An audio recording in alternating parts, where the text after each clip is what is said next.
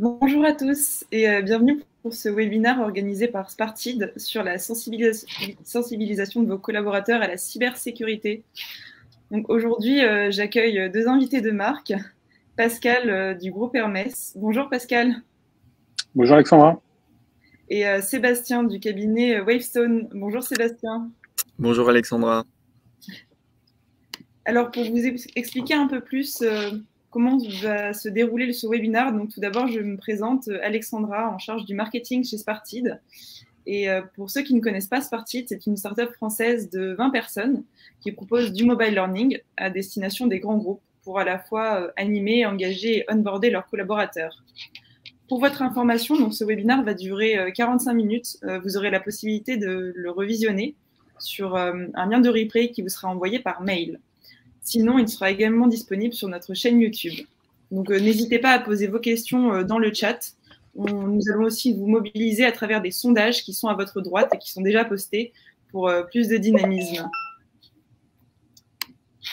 Je vous propose de faire un rapide tour de table afin que vous puissiez chacun vous présenter. Et Pascal, je vous laisse commencer. Ok, merci. Déjà, bonjour à tous. Donc, je m'appelle Pascal Ferrard, je suis RSSI adjoint du groupe Hermès, que j'ai rejoint il y a bientôt 3 ans. Alors, au titre de cette casquette, j'ai en charge principalement 2 grandes missions. Donc, la première, c'est le pilotage du processus d'intégration de la sécurité dans les projets au niveau du groupe. Et la deuxième mission, c'est le pilotage du programme de sensibilisation à la cybersécurité. Auparavant, j'ai été pendant 10 ans RSSI de l'établissement français du sang. Et encore avant, j'ai été pendant 15 ans d'abord ingénieur réseau, puis RSSI du groupe TF1.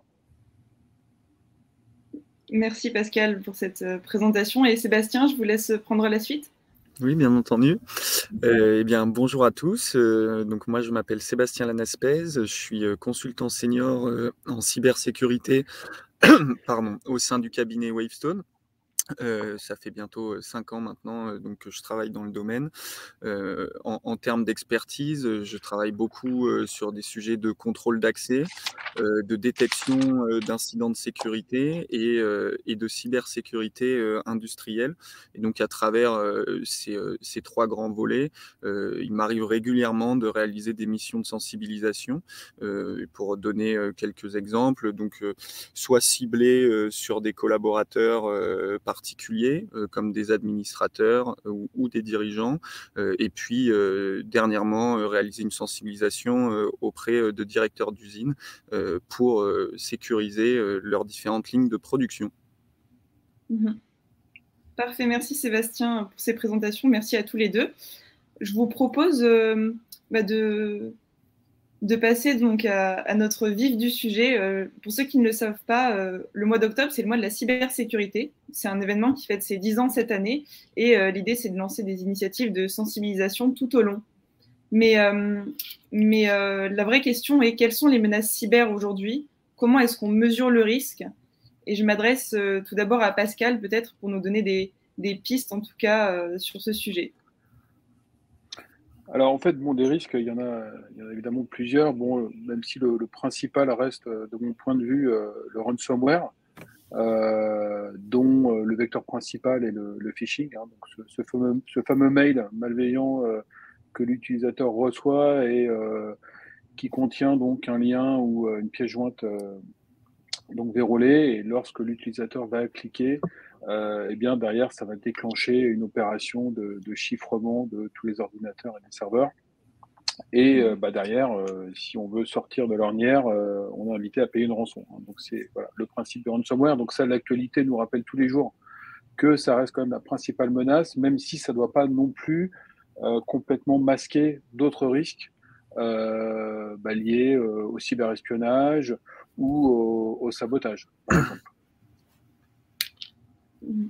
Je suis complètement en phase et puis je voulais je voulais noter aussi une évolution en fait de l'écosystème qu'on voit vers la professionnalisation. Souvent, quand moi je discute avec des clients et qu'on parle du hacker, le client a en tête l'image de la série Mister Robot avec un geek à capuche dans un garage qui réalise son attaque.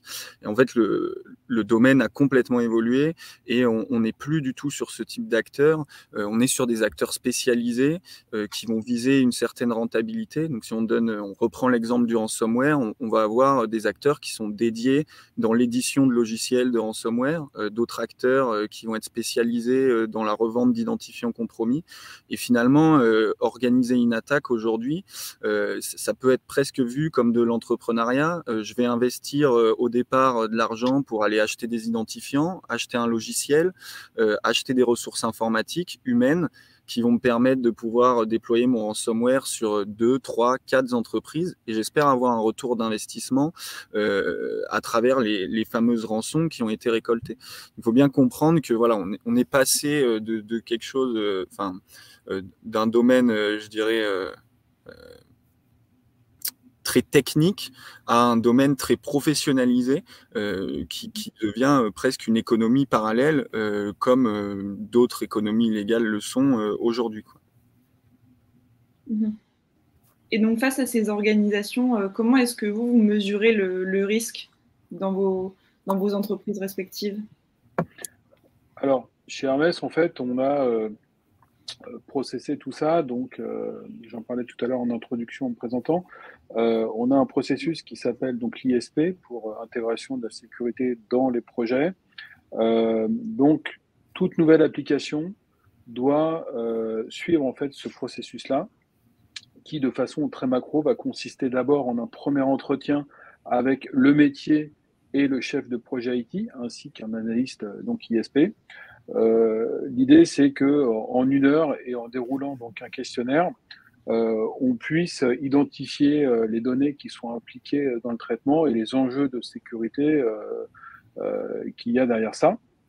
Sur cette base-là, l'analyste va identifier donc un certain nombre de risques et en regard de ces risques, il va proposer un plan d'action permettant de traiter ces risques-là. Donc une fois qu'il a fait ce travail-là, eh bien, il va provoquer donc une réunion avec les mêmes interlocuteurs en leur faisant une synthèse de cette analyse. Donc là, ça peut donner lieu à quelques échanges, mais quoi qu'il en soit, donc à l'issue de cette réunion, on se tape dans la main et on est d'accord sur le plan de traitement. Voilà. Je voulais appuyer sur ce que disait Pascal, sur le fait que avant que le risque soit cyber, le risque il est métier. En fait, on peut avoir un risque cybersécurité chez soi, par exemple, votre box Orange est mal configurée, mais finalement, qui va avoir envie de vous attaquer? Et donc, avant d'aller évaluer un risque cybersécurité, il faut bien se poser de la question de qu'est-ce que c'est notre activité, qu'est-ce qu'on est en train de faire. Pascal parlait de données, donc ça peut être effectivement des données sensibles, du secret industriel, ça peut être des ressources informatiques qui doivent être en état pour réaliser de la vente en ligne. Voilà, c'est tous ces exemples-là. Et donc, avant de se demander le niveau de sécurité qu'on doit atteindre, il faut bien se demander à quoi servent ces ressources informatiques pour mettre le niveau d'exigence cybersécurité, le bon curseur en tout cas. On ne va pas sécuriser pareil une centrale nucléaire qu'effectivement un site de vente en ligne ou une banque, etc. L'enjeu est d'abord métier et ce qui permet de redescendre ensuite sur un point de vue plutôt plus technique. Ouais, en fait, voilà, la cybersécurité, bon, c'est quand même finalement quelque chose qui coûte cher. Et donc, l'objectif, c'est vraiment d'aller positionner donc le bon niveau de sécurité, vraiment la bonne sécurité là où il le faut, pas plus, pas moins. Mais en tout cas, voilà, c'est important de ne pas déployer des mesures de sécurité partout sans savoir parfois pourquoi on le fait. Très bien. Et justement, ma deuxième question, ce sera aussi le sujet principal, donc la sensibilisation. On sait que c'est un moyen de prévention, mais pour vous, pourquoi ce sujet, pourquoi est-ce important? Quels sont les enjeux qui en découlent? Alors, bon, chez Hermès, on a une stratégie cyber qui est très classique et qui repose sur 3 piliers qui sont donc People, Process, Technology. Et donc dans le pilier people, eh bien, on intègre entre autres la sensibilisation. Donc, tout ça pour dire que la sensibilisation, c'est pas un gadget, ça fait vraiment partie intégrante de la stratégie cyber du groupe. Et Sébastien, pour vous, qu'est-ce que cela vous évoque?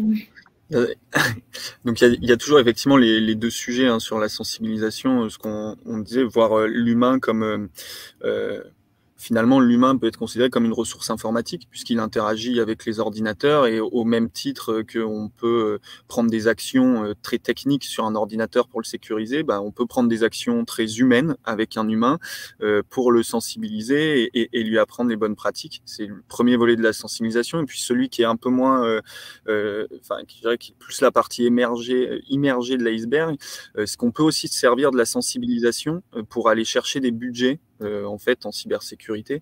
On le disait tout à l'heure, ça coûte cher et contrairement aux attaques, c'est difficile de valoriser un ROI sur un projet cybersécurité puisque c'est plutôt un projet d'assurance en fait où on va investir de l'argent pour éviter d'en perdre plus tard. Et c'est quelque chose qui est pas évident à défendre dans des hautes instances d'entreprise.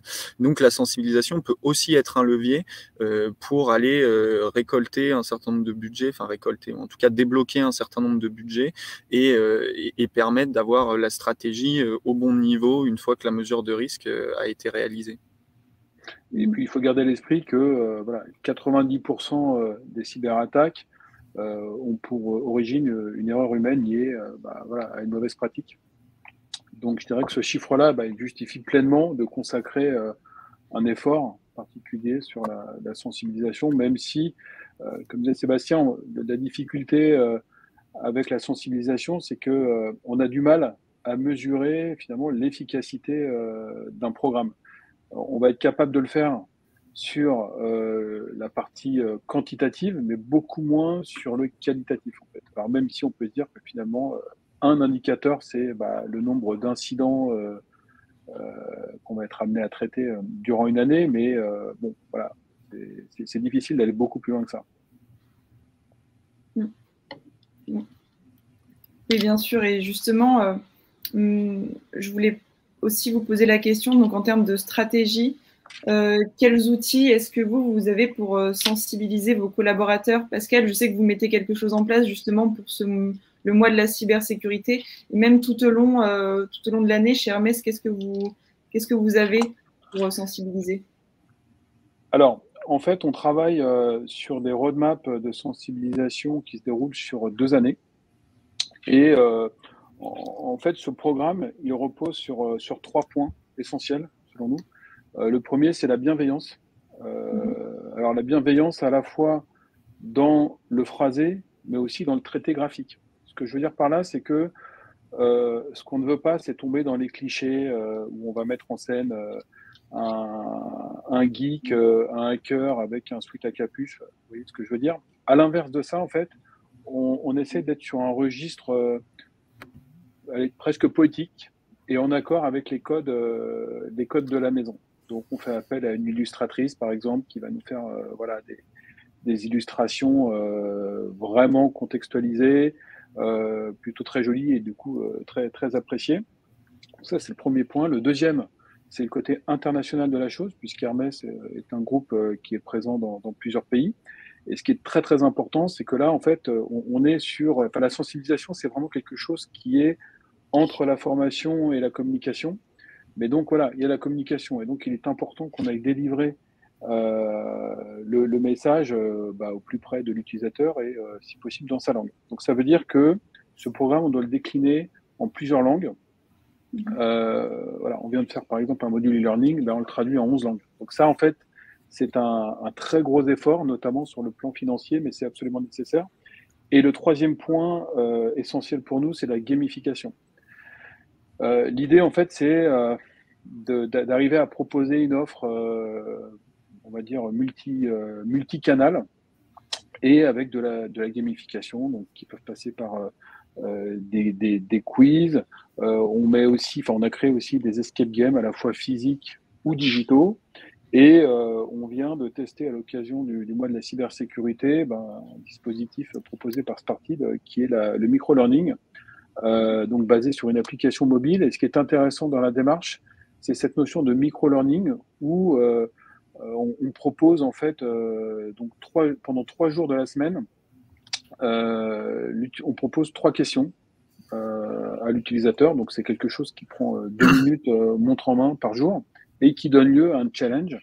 Donc ça crée un peu d'émulation et les premiers retours sont plutôt très positifs. Donc voilà, cette roadmap à 2 ans est basée sur ces 3 points. Et donc à chaque fois, en fait, on a un fil conducteur. Donc par exemple, là, on est en train de terminer une roadmap qu'on avait initialisée l'année dernière. Donc c'était l'épopée en pays cyber, qui a donc permis de faire voyager l'utilisateur de Password Mountain à Phishing River en passant par Confidential City, juste pour illustrer un petit peu le traité. Et donc là, on est en train de travailler sur la prochaine roadmap qui va couvrir donc 2023-2024. 2024, c'est l'année des JO à Paris. Donc on a appelé ça épopée en cyber Olympie, où là aussi, chaque trimestre, on va mettre à l'honneur un thème en faisant donc des liens avec des épreuves sportives. Et on aura par exemple l'haltérophishing, voilà, pour donner une idée. Ok. C'est génial comme initiative. Et est-ce que vous faites aussi des choses en présentiel ou cela reste majoritairement dématérialisé? Alors là aussi, il y a un avant, un après Covid. Donc on organise régulièrement des conférences et particulièrement pendant le mois de la cyber où on fait intervenir des speakers externes et de renom. Avant, en fait, on les faisait intervenir en présentiel. Donc ça, on a arrêté de le faire évidemment avec le Covid, où là, on est passé en distanciel. Et lorsqu'on a commencé à revenir au bureau, on s'est dit qu'on allait continuer ces conférences en mode hybride. Sauf que finalement, on s'est aperçu que les gens restaient à distance. Donc maintenant, en fait, on fait ces séances à distance. Néanmoins, le contact avec les utilisateurs est hyper important. Et donc, on organise régulièrement des stands physiques. Alors on se met sur le chemin de la cantine, donc voilà, on est obligé de passer, on est obligé de nous voir. Et donc là, voilà, on demande aux gens s'ils connaissent ce programme et s'ils connaissent pas, on leur explique. Et puis bien évidemment, pour agrémenter le tout, on distribue des goodies. Donc forcément, ça plaît quoi. C'est une vieille technique, mais toujours aussi efficace. Oui, j'imagine que ça marche particulièrement bien. Et Sébastien, vous, dans le cadre de Wavestone ou de vos cas clients, qu'est-ce que vous mettez en place? Pascal a déjà partagé un certain nombre de leviers qu'effectivement on utilise. J'aime bien la formule de dire que la sensibilisation, on est aussi, on a un pied dans la communication et donc effectivement avoir une identité graphique, une identité visuelle à une campagne, pouvoir partager des goodies mais des objets qui font que en fait on va discuter à la machine à café finalement de la campagne cybersécurité parce que on a la nouvelle clé USB ou le nouveau petit goodies qui va bien. Donc effectivement, c'est un des leviers sur lesquels on essaye de toujours jouer. Faut pas que ce soit encore une fois les geeks qui sont en train de dérouler une petite présentation. C'est pas assez accrocheur pour l'ensemble des collaborateurs. On appuie aussi beaucoup sur le levier de la gamification. Donc on réalise également un certain nombre d'escape games. On réalise aussi beaucoup de mini exercices de crise en fait sous forme de jeu, mais pour qu'en fait le collaborateur se rende compte ce que ça veut dire une crise cybersécurité. C'est pas toujours très clair. Et donc pourquoi en fait est-ce qu'aujourd'hui on vient le voir? Parce que le but du jeu, c'est comme on l'a dit au départ, c'est d'éviter ce fameux ransomware et donc de projeter de qu'est-ce que c'est ce ransomware, comment ça va se traduire très concrètement pour vous. Il va falloir reprendre une feuille, un papier, etc. C'est des choses qui marchent assez bien. Ensuite, l'autre levier qu'on essaye d'activer, c'est faire du customisé. On essaye avec nos clients de bien identifier les différentes populations. Donc, je donnais un exemple tout à l'heure. On va avoir des administrateurs informatiques qui vont déjà avoir un bon niveau d'informatique, mais peut-être très mauvaises pratiques cybersécurité. On va avoir des utilisateurs tertiaires, type comptable, marketing. Enfin, moi, j'en suis un, même si je suis consultant en cybersécurité, je suis un utilisateur tertiaire qui vont avoir un niveau d'informatique assez large, enfin, en tout cas qui savent utiliser Windows au quotidien, qui n'ont pas forcément conscience de l'impact cybersécurité. Puis on peut avoir des collaborateurs plus opérateurs. Typiquement, moi j'en rencontre beaucoup dans le monde industriel qui vont opérer une usine et qui n'ont pas forcément conscience que l'automatisation de l'usine, elle est aussi en lien avec le logiciel de comptabilité de l'entreprise. Et donc voilà, il faut bien identifier ces populations qui vont avoir des enjeux différents et bien cibler ces sensibilisations sur ces enjeux-là pour pas tomber dans le tout standard et que finalement, pour atteindre tout le monde, personne ne se sent concerné. Donc c'est un des leviers qu'on active souvent. Un autre qui n'est pas toujours évident, mais qui marche très très bien, en fait, c'est d'arriver à créer un échange avec un acteur équivalent. Donc, je parlais de ces populations qui a vécu une attaque cybersécurité. C'est toujours beaucoup plus parlant, en fait, quand on a quelqu'un qu'on considère comme son égal ou dans lequel on peut se projeter parce qu'il a un métier similaire, parce qu'il travaille à côté de nous, qui fait un témoignage que Sébastien, consultant senior en cybersécurité, qui vient de dire attention, c'est pas bien, il faut changer vos mots de passe. Donc, c'est beaucoup plus impactant. Pour l'exemple concret, je parlais de la sensibilisation au directeur d'usine. On a eu la chance dans ce groupe-là, entre guillemets, d'avoir un des collaborateurs, un des directeurs d'usine, qui était chez Saint-Gobain au moment de l'arrêt de production mondiale. Et d'un coup, la formation a pris une autre épaisseur parce que ça devenait beaucoup plus crédible pour ses collègues à partir du moment où ça sortait de sa bouche et pas de celle de consultant. Et enfin, pour terminer, j'ai déjà beaucoup parlé, mais moi personnellement, quelque chose que j'aime bien faire quand je fais une sensibilisation, c'est faire des parallèles avec la vie personnelle. Parce qu'il y a beaucoup de collaborateurs en fait qui vont pas se sentir embarqués. Il y a une cyberattaque demain. Finalement, si je prends le point de vue très cynique, d'abord j'ai des vacances, en plus je suis payé, je rentre chez moi. En quoi ça me concerne vraiment?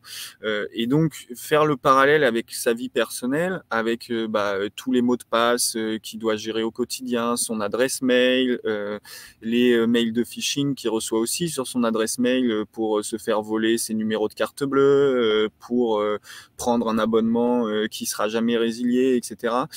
Et de lui montrer, d'arriver à lui faire prendre ces automatismes de cybersécurité d'abord pour lui, et ensuite il les ramènera naturellement dans l'entreprise parce que c'est un certain nombre d'automatismes qu'il aura pris et une fois que c'est pris, on se dit pas c'est mon ordinateur personnel, je fais très attention. Ah, c'est mon ordinateur professionnel, je m'en fiche. Non, on a l'habitude d'utiliser des méthodes et puis on garde les mêmes. Voilà un peu pour une petite overview des leviers qu'on essaye d'activer. Alors pour compléter ce que vient de dire Sébastien, en effet, le parallèle avec la vie privée est vraiment un vecteur hyper important si on veut vraiment recueillir l'attention du collaborateur. Et donc chez Hermès, on va même encore un peu plus loin que ça, puisque chaque été, on fait un cahier de vacances pour les enfants des collaborateurs. Donc c'est un 4 pages, voilà, avec des petits quiz. Voilà, c'est plutôt très sympa. Et à la fin, c'est là où on est un tout petit peu vicieux, c'est que il y a 10 questions que l'enfant en fait peut poser à ses parents. Voilà, donc c'est là où on rétablit le lien avec le côté pro. Et l'initiative plaît beaucoup. Non, c'est un beau stratagème. Utiliser les enfants pour piéger les parents. Ouais, mais des fois j'ai un petit peu honte, je vous avoue. Mais en tout cas, toutes ces initiatives, est-ce que, j'imagine que c'est compliqué, mais est-ce que vous arrivez à les mesurer en tout cas l'adhésion, l'efficacité de tout ce que vous mettez en place? Alors ce que je disais, c'est que sur le plan quantitatif, oui. Voilà, on peut mesurer combien de personnes viennent nous voir sur un stand, combien ouvrent les mails qu'on leur envoie, etc., etc. Mais sur le plan qualitatif, encore une fois, c'est très compliqué. Et c'est pour ça que c'est pas toujours évident d'aller demander un budget sur le sujet de la sensibilisation, parce que on peut difficilement établir un ROI en fait. Maintenant, voilà, ça reste absolument nécessaire et dans tous les référentiels de sécurité, vous trouverez de toute façon un chapitre lié à la sensibilisation. Mais derrière, encore une fois, pas évident de calculer l'efficacité, de déterminer l'efficacité. Oui, effectivement, à part arriver à capter des retours très humains à la fin d'une session, quand on fait des choses en présentiel, des retours qui peuvent être positifs, négatifs, déjà sur la réception de l'intervention par les intervenants. Mais en fait, le fait qu'un intervenant ait trouvé que la sensibilisation était très sympa veut pas dire que son niveau de cybersécurité n'a pas augmenté, enfin a augmenté justement. Donc mais au moins ça permet d'avoir des premiers retours. Et après, l'autre levier, mais qui est un peu biaisé, hein, c'est on réalise souvent des campagnes de phishing pour tester en fait les collaborateurs et voir combien cliquent sur le lien. Bon, ça fournit des chiffres qui peuvent être considérés comme factuels, mais on échangeait en préparation avec Pascal sur le sujet. En fait, on peut jouer très facilement sur ces chiffres-là en augmentant la difficulté ou pas du mail de phishing, en mettant des choses plus attrayantes ou pas, en modifiant les populations qu'on cible. On peut avoir la variance des scores pour une même population est très large, et donc comme beaucoup de fois en mathématiques, on peut faire dire beaucoup de choses et surtout ce qu'on veut aux chiffres qu'on va produire. Donc c'est assez compliqué effectivement de mesurer, mais il n'en est pas moins, comme disent les informaticiens, que la plupart du temps, le problème est entre la chaise et le clavier. Et donc la sensibilisation est forcément nécessaire au bon fonctionnement d'un programme cybersécurité. Et est-ce que vous pensez justement qu'il y a toujours une difficulté à légitimer toutes ces initiatives auprès de la hiérarchie, ou est-ce que ces dernières années, on a quand même vu une évolution positive pour rendre plus acceptable tout cet investissement en sensibilisation? Alors, je pense que c'est très variable hein, d'une entreprise à l'autre. Bon, pour avoir été à la fois dans le public et dans le privé, très concrètement, le sujet n'est pas du tout adressé de la même manière et les moyens sont aussi très différents. Pour ce qui est d'Hermès, le sujet de la cyber est vraiment considéré comme majeur hein, au plus haut niveau. Donc ça, forcément, ça aide derrière pour obtenir des budgets. Voilà.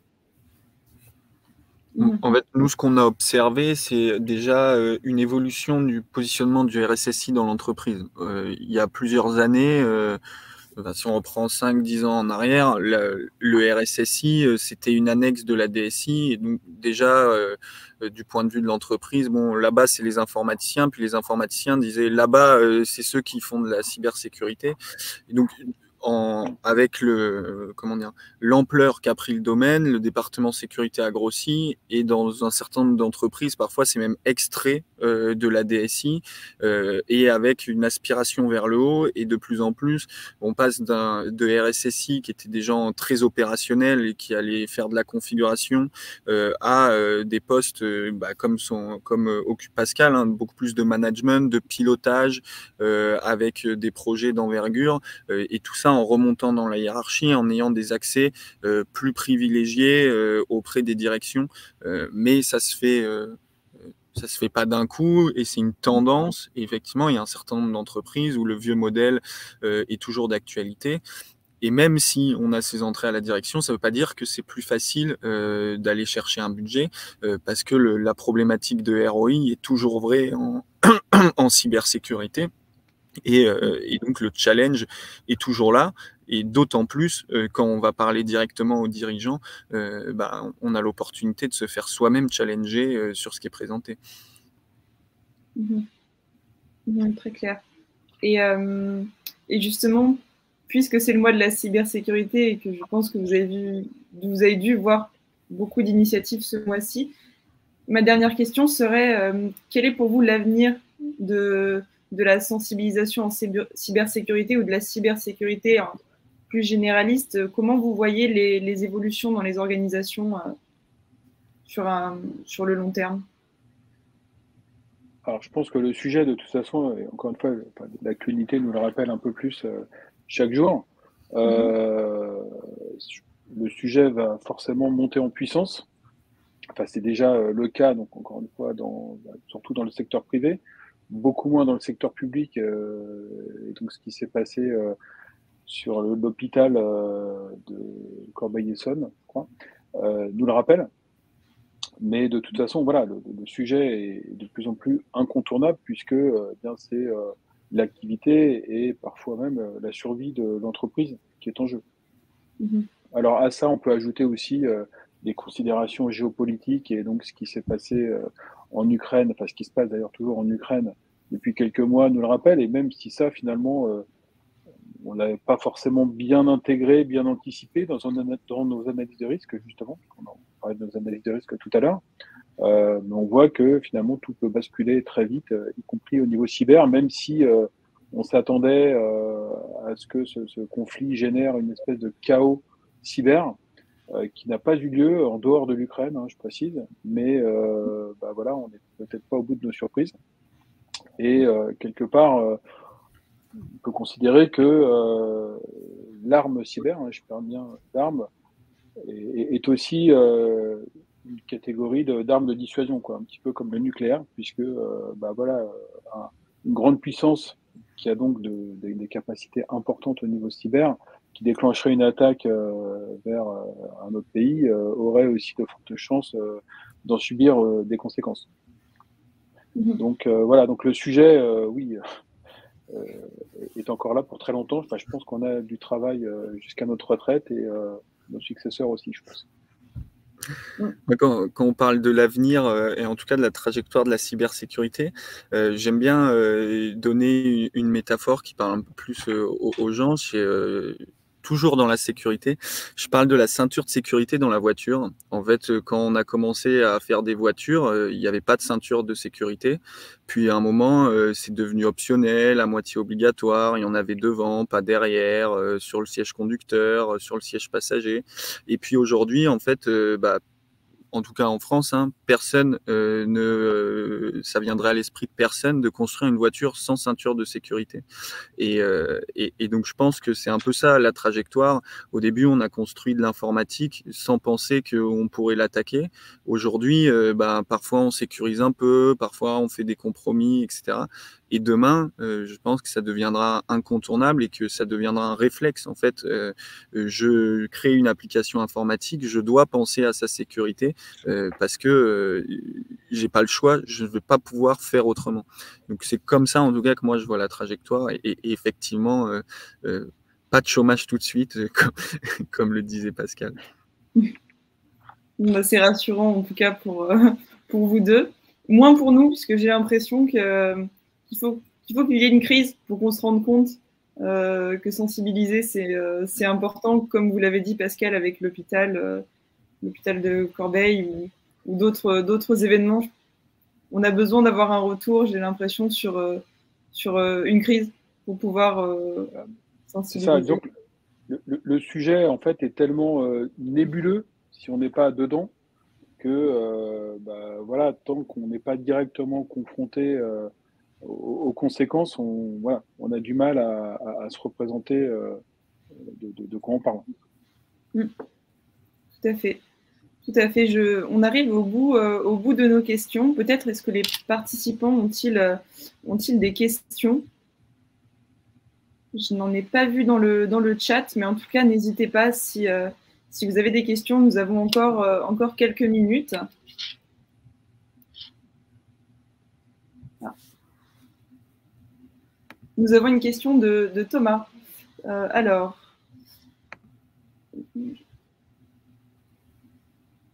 Pouvons-nous rendre la protection cyber accessible, facile, standard? Vous avez tous accès à la question dans le chat, mais oui. Je vous laisse si un d'entre vous a des pistes de réflexion. En fait, pardon. Alors, il y a une agence qui s'appelle l'ANSSI en France, donc c'est l'Agence nationale de sécurité des systèmes d'information, et qui a notamment en fait pour vocation d'écrire un certain nombre de standards. D'abord, donc de politique de sécurité, et ensuite de fournir un certain nombre de labels à des prestataires ou à des outils pour faciliter en fait la grille de lecture aux entreprises. Vous êtes une petite entreprise ou vous êtes un particulier ou vous faites de l'associatif, vous avez besoin de vous sécuriser mais vous y connaissez rien et vous n'avez pas le budget. En fait, vous pouvez par exemple cibler des prestataires ou des outils qui vont avoir un label ANSSI dans le domaine qui vous intéresse. Et donc, en tout cas, c'est un début d'embryon autour de l'ANSSI, de standardisation et de démocratisation, en tout cas, de l'expertise accessible à tous. Oui, parce que je peux rajouter, c'est que finalement, s'il y a des cyberattaques, eh bien, c'est qu'il y a des systèmes qui sont vulnérables, faillibles. Et c'est aussi là-dessus qu'on peut espérer que les choses évoluent. C'est-à-dire que les constructeurs, les éditeurs gagnent en qualité et fournissent des systèmes qui soient moins vulnérables, du coup, ce qui, de fait, réduira donc le nombre d'attaques. Parfait, j'espère que cela répond à votre question, Thomas, qui est d'ailleurs de Volvo, inventeur de la ceinture de sécurité. Eh bien, je ne savais pas. J'ai appris quelque chose à ce webinaire, bien sûr. Parfait. Eh bien, si nous n'avons pas d'autres questions, je pense que nous pouvons terminer. En tout cas, merci à tous les deux, Pascal, Sébastien, pour ce webinaire qui est passionnant, qui a été passionnant et qui, je pense, a éclairé nos participants sur la cybersécurité et ce que vous faites dans le cadre de vos activités. Donc, merci à tous les deux et puis bonne journée. Oui. Merci pour l'invitation. Oui. Bonne journée également. Bonne journée, au revoir. Au revoir.